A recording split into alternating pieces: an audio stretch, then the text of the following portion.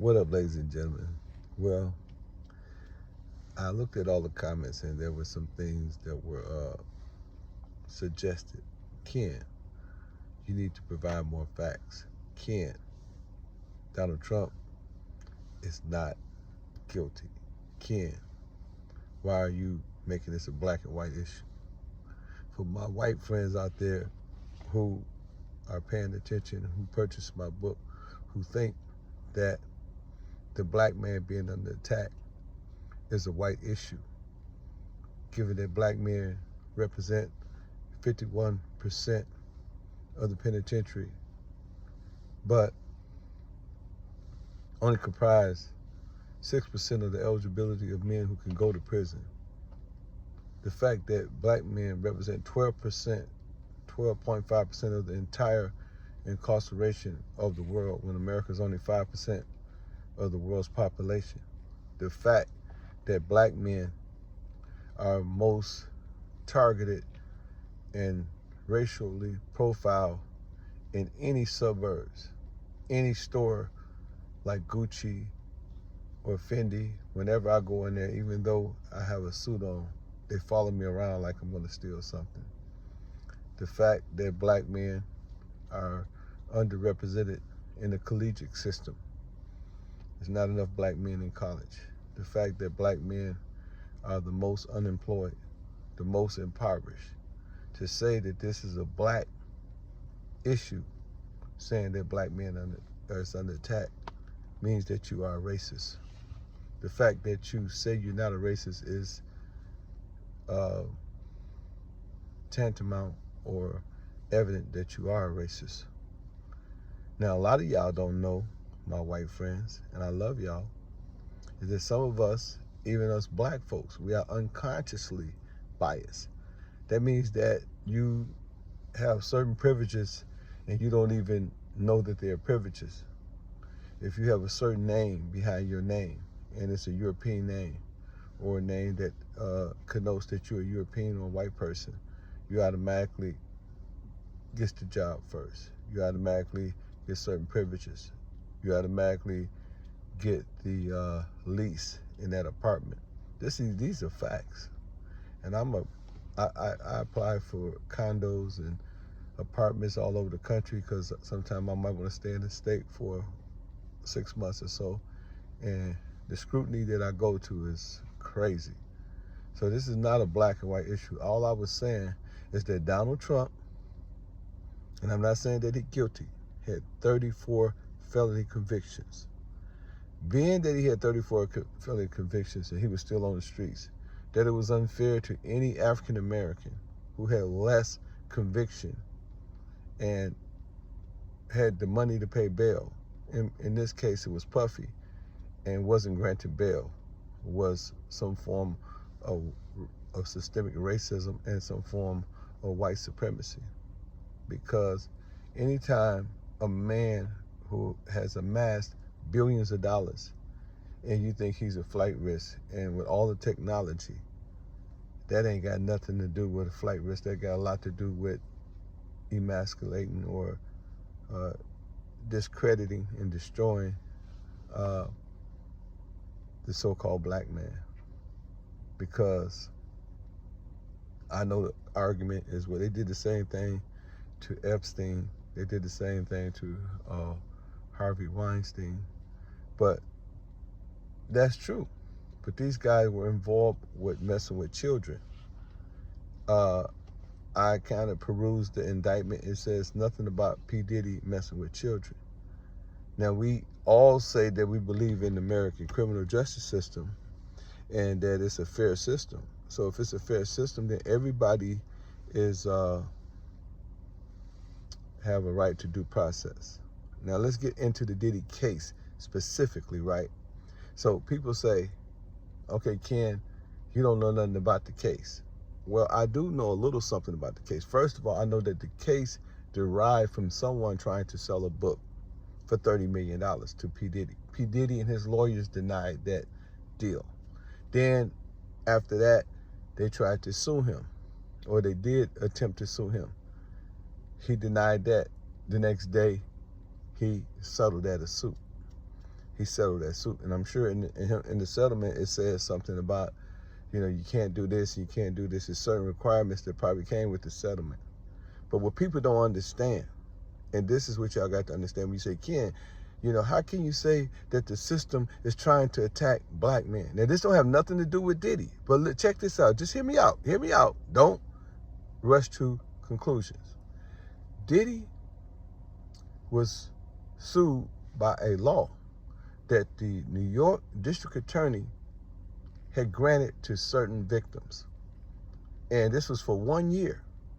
And in 1 year, you can sue anyone that you feel that has sexually assaulted you or committed sex crimes against you. This was never done before. They granted this for 1 year. Now, most of y'all who have never been in a civil suit do not understand that once you sue somebody from a civil perspective, you have to depose them. A deposition. And in a deposition, it's like going to court. You're under oath. So you have to tell the truth. You're sworn to tell the truth. And if you don't tell the truth, you could be hit with contempt. So most people who decide to sue, it's like a tell-all. It's almost like in the streets they say it's snitching. You're snitching, you're telling everything that you know about this person, and you're doing it in the love of money because you got a compensation coming. So you're going to tell way more if millions of dollars is involved. But what people don't understand, that the federal government, the FBI, have a duty to investigate. It's called the Federal Bureau of Investigation, to investigate anywhere they think crime is committed. Now, in those dispositions, all the stuff that was said that Diddy did, you got to remember that constitute that gives the rights to the Attorney General office or the District Attorney office to go and pursue anywhere that crime is committed. So obviously, what these people are saying in these depositions is that a crime was committed. Now, the point that you don't want to miss is that why all of a sudden that the district attorney grant this new law, and it only lasts for 1 year, and consequently, the first guy that get hit by this new law is P Diddy Combs.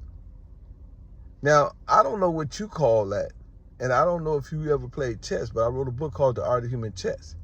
That was the greatest chess move in the history of criminal justice, because them giving these people an opportunity and putting a carrot before them, giving them a monetary a purpose or a monetary reason to sue this man, automatically subjected him to criminality. And the people who did it are the same people who are now prosecuting him. This is why this story is so interesting. It's not about P. Diddy. It's about, what if they try to do it to you? What if they try to do it to me? What if they try to do it to any African-American man? And this is strategic. They can do this same thing to all of the executives and the CEOs and the people on Wall Street, and I guarantee you the result would be the same. But for them to target specifically an African-American is appalling to me, because it's so strategic. Y'all missing the chess. It's a chess game.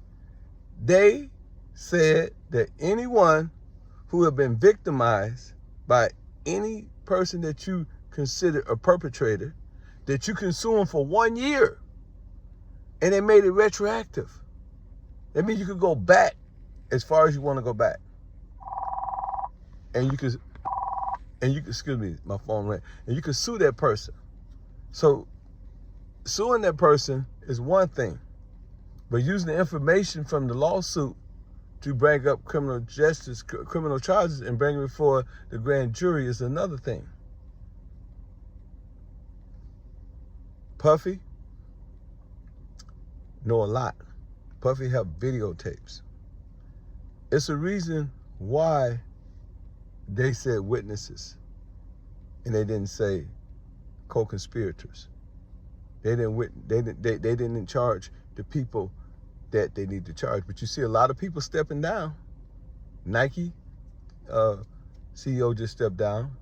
Kevin Liles, the CEO of 300, just stepped down, and a lot of them have close proximity to P Diddy. So you got to understand, they are trying to hide some things because they extrapolated a lot of evidence from P Diddy's mansions, and at the same time, they put P Diddy in lockup and under suicide watch. Same thing they did to Epstein. So Epstein ended up dead. So I'm not taking P Diddy's side. I'm not saying P Diddy is innocent. I'm not saying that Donald Trump is guilty. I have nothing against Donald Trump. I have nothing against P Diddy. I'm just basically dealing with the situation from my perspective. I was just giving my opinion. A lot of people ask me what my opinion when I go on these podcasts. They ask me my opinion so people can look on my Instagram page and they can see how I feel about it. So all I'm saying is that young black men, damn what everybody else is saying in all the comments, is be careful. Understand that it is a real effort to bring down African-American men, and particularly successful African-American men. So all I'm saying is don't be doing no freak-offs. Don't be selling no drugs. Don't be carrying no pistols, because you guys got to understand, just because you have millions of dollars don't mean that the federal government won't incarcerate you, hit you with the trigger lock. And the trigger lock is when you're an ex-felon in possession of a firearm. They will lock you up for that. When it's so easy for you to spend $300-400 to have security follow you around that day, I guarantee you'll save $300,000. So start being smart. Start investing your money. Quit buying all that expensive jewelry. If you have it, that's enough. You're spending millions and millions of dollars on this jewelry, and guess what? You're making other people rich, and they create generational wealth for their communities, and our communities are suffering. So make sure y'all join the Hip Hop Fraternity at hhfmedia.com. Let's come together as a family. Let's unite.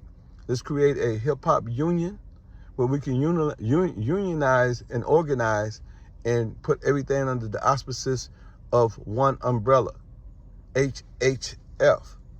That's what we need to do, brothers and sisters. So those of you who don't understand what I talk about straight, go get my book, The Art of Human Chess. I talk about manipulation, deception, patience, maneuvering, strategies. It's just like the art of war, like the Prince Machiavelli. Go get that book, The Art of Human Chess by Pimpin. Just go to audiobook.com and get it. And I guarantee you, you will be awakening to a whole nother level of game. So for all you people out there who think I'm on Diddy's side, no, I'm not on Diddy's side. I'm on the black side. I'm for my people. I'm for Moorish Americans. I'm for Hebrew brothers, you know what I'm saying? For the nation, for all my brothers that represent love, truth, peace, freedom, and justice. Love, peace, and freedom. Those are the people that I'm down with, equality. So don't get it twisted. I'm not trying to, say Diddy is innocent. May Diddy have his day in court, but he is innocent until found guilty, and just let the man have his day in court. But just understand, African Americans and my brothers and sisters, and for all white people who don't like what I'm saying, you guys need to check your degree of racism, because that's really what it is. You're racist if you think that a black man who speaks for his people and say that his people need to watch out, and you don't think that that's cool and that we shouldn't, then if that's the case, then, you really, don't know what you're talking about. You really dipping and dabbing and don't know what's happening. So back up like OJs and spin up off us like the Barcades and get back like hot coffee. Peace.